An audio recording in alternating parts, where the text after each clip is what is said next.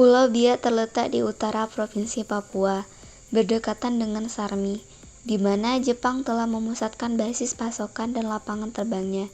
Pada 1944, lokasinya dinilai sangat cocok untuk membangun lapangan terbang, sehingga pihak sekutu yang memulai bergerak ke Filipina berencana merebut pulau ini dari Jepang. Sekutu memperkirakan ada sekitar 2.000 tentara Jepang yang ditugaskan menjaga Pulau Biak. Padahal, saat itu, Pulau Biak dikuasai oleh 1.400 tentara Jepang di bawah komando Kolonel Kozumi no Yuki. Kolonel Kozumi yang telah mengetahui kedatangan pasukan sekutu memakai strategi tipuan. Ia akan membiarkan tentara sekutu mendarat di Biak tanpa hambatan, supaya mereka jatuh ke perangkap yang telah disiapkan. Perangkap yang dimaksud adalah gua-gua yang terletak di sebelah barat Mokmer dan di sebelah timur Bosnek. Jepang menjadikan gua-gua tersebut sebagai kotak-kotak pertahanan yang dipenuhi dengan penembak, senjata otomatis, artileri, baterai mortir, dan satu kompi tank. Dalam perkembangannya, mata-mata sekutu akhirnya meralat informasi sebelumnya dan mengabarkan bahwa jumlah tentara Jepang di Biak diperkirakan mencapai 10.800 orang. Jalannya pertempuran. Tentara sekutu yang berkumpul di daerah Teluk Humboldt diberangkatkan pada 25 Mei 1944. Mereka dilindungi oleh pasukan Angkatan Udara dan Angkatan Laut. Setelah serangan udara dilakukan selama 45 menit, Angkatan Darat AS berhasil mendarat di Biak pada 27 Mei 1944. Pasukan yang pertama datang adalah Resimen Infanteri ke-162, yang kemudian disusul oleh divisi lainnya, termasuk Resimen Infanteri 163 dan 186.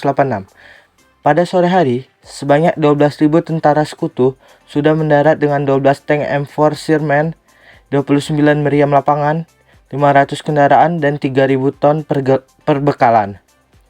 Jepang sempat memberi serangan kecil terhadap pangkalan AS, tetapi bom yang dijatuhkan gagal meledak. Sekutu lantas menembak balik Jepang yang menghancurkan 3 pesawat dan 1 rusak parah. Setelah itu, Sekutu bergerak masuk ke pedalaman dan masuk ke dalam perangkap Jepang.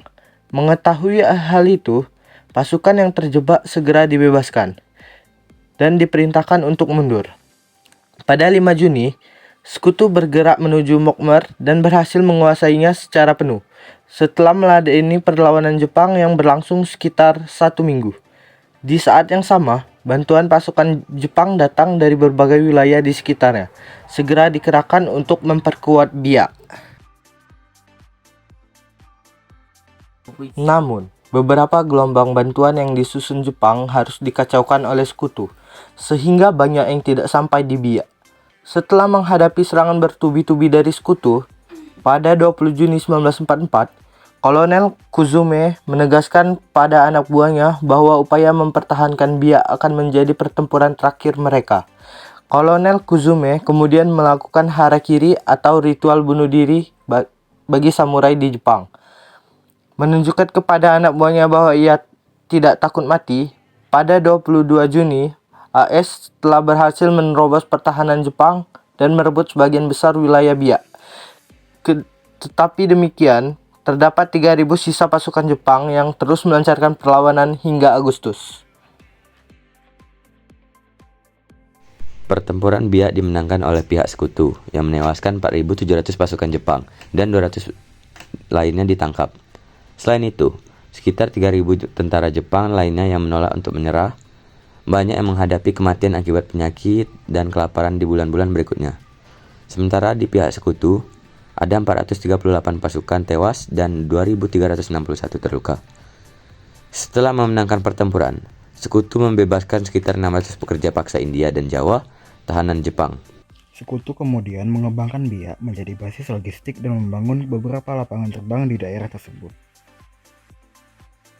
Bagi pihak Amerika, perebutan Pulau Biak memakan korban 474 orang tewas dan juga 2.428 luka-luka.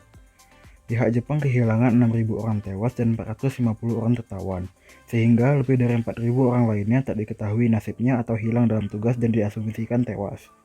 Artinya, mereka dimusnahkan. Setelah itu, tak ada lagi serangan bandai tanpa pikir ranjang dan penuh emosi, yang biasanya membuat kekuatan Jepang terkuras hingga pupus. Biak merupakan pertempuran yang melelahkan dan alot. Teknik penyergapan atau menunda-nunda ini diulangi di pertempuran Peleliu, pertempuran Okinawa, dan pertempuran Iwo Jima, yang sebelumnya diperkirakan Korps Marinir AS dan juga Angkatan Darat AS bisa dimenangkan hanya dalam beberapa hari atau minggu saja, tetapi justru berlanjut hingga berbulan-bulan, dengan kerugian yang sangat besar, bukan hanya karena menghabiskan waktu yang berharga, tetapi juga jatuhnya korban jiwa dan peralatan yang jauh lebih berharga.